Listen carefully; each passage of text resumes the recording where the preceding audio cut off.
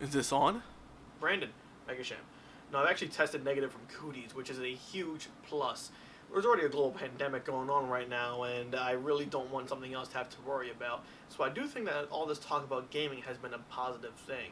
But last time we were here, we actually talked about 8-bit gaming, and this next generation that we're going to be talking about, I think happens to be one of the best eras in gaming. The 16-bit era. Oh man, gaming changed quite a bit after the 8-bit era. It's not like anyone knew what the hell a bit was anyway, but it's okay, because we just knew it was cooler and more advanced. And oh baby, were we right, was it cooler. Here there were two companies going head-to-head, and it was insane. Nintendo and Sega were two behemoths, and the two companies competing made for some really cool games. Both the Super Nintendo and the Sega Genesis had a banger lineup. Sega had the Sonic series, Vector Man, Streets of Rage 2, Shinobi 3, Castlevania Bloodline, and the Super Nintendo had things like Super Mario World, Yoshi's Island, Super Mario RPG, Super Castlevania 4, Donkey Kong Country series, Link to the Past, Mega Man X. Holy shit. These games are absolute bangers, and they're so filled with so much creativity and love that it's impossible not to feel some sort of charm with them.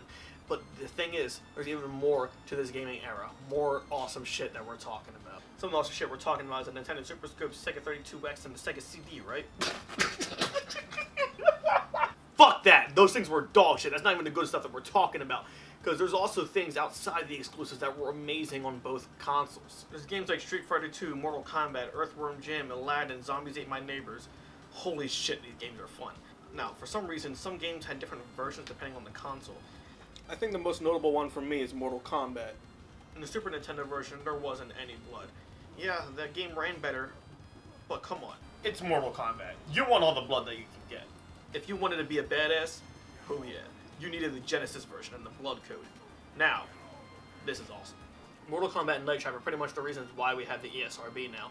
It's all because of the big violence that they showed, because, you know, video games will make you like, get on the ground, dirtbag! Aside from the ESRB being implemented, there were other big things that happened during this gaming generation. First-person games seem to have been starting to take off, most notably to me, being Doom and Wolfenstein 3D. These two games were absolutely revolutionary, putting you in a position where it's as if you were actually the character. Then there's Star Fox. Holy shit. This game looks so much different from the rest of the SNES library. This didn't feel like a 2D game. This was 3D, and it was badass. This game proved what games are truly capable of, and it left us wondering, what could be next from Sega and Nintendo? The next gaming generation changed quite a bit, but I think we're going to have to talk about that in a different video. Now, whatever's in store for the next generation has to be crazy, because the 16-bit era for gaming just showed the potential that video games have. Now, what are these companies going to do with it?